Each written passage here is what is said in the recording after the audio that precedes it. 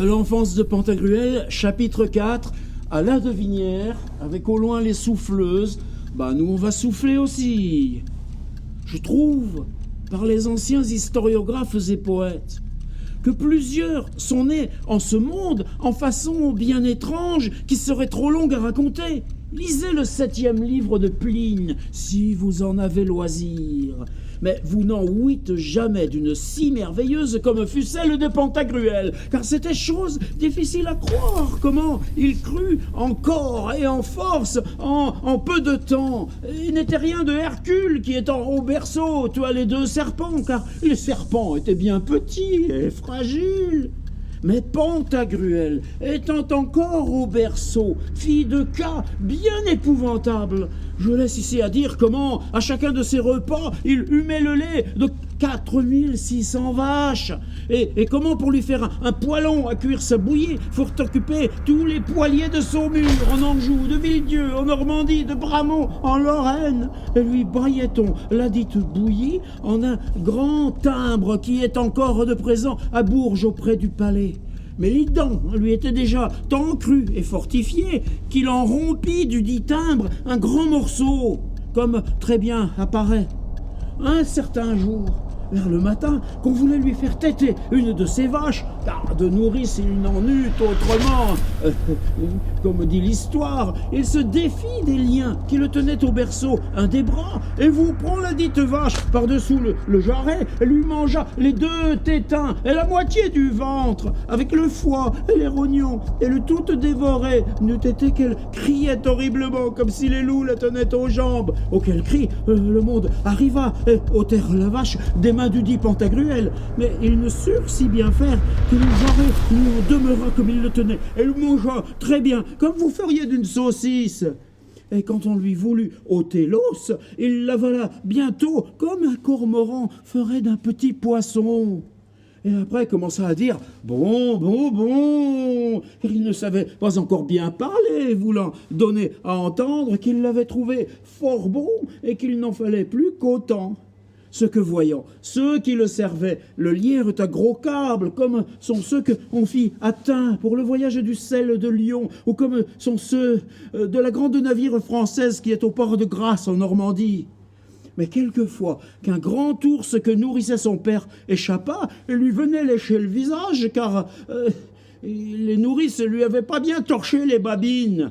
Il se défie des 10 câbles aussi facilement comme Samson d'entre les Philistins. Et vous prend monsieur de l'ours et vous le mîtes en pièces comme un poulet, et vous en fit une bonne gorge chaude pour ce repas.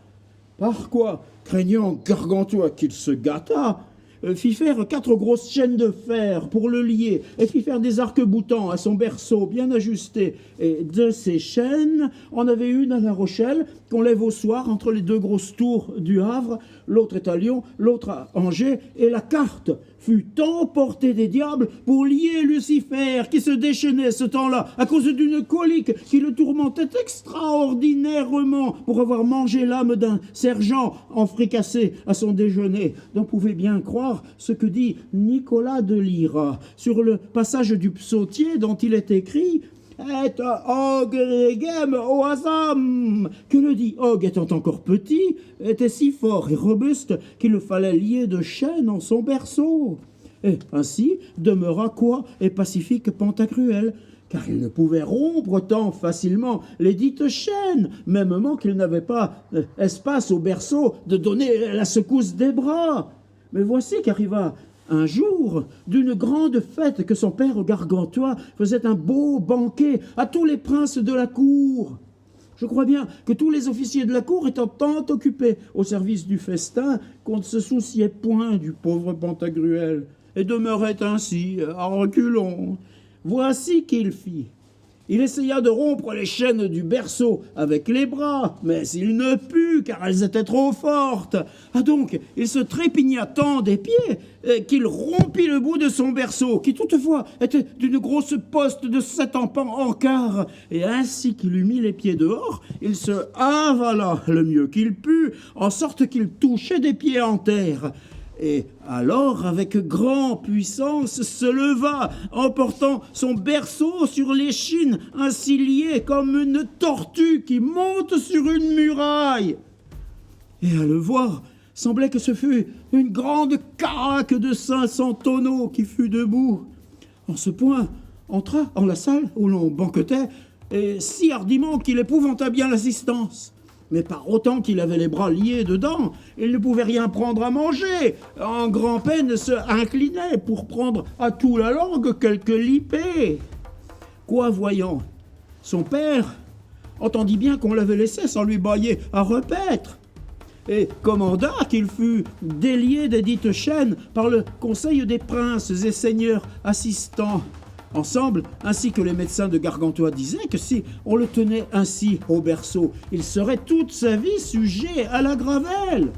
Et lorsqu'il fut déchaîné, on le fit asseoir et reput fort bien, et mit son dit berceau en plus de 500 000 pièces d'un grand coup de poing qu'il frappa au milieu, avec protestation de ne jamais y retourner. Et tac,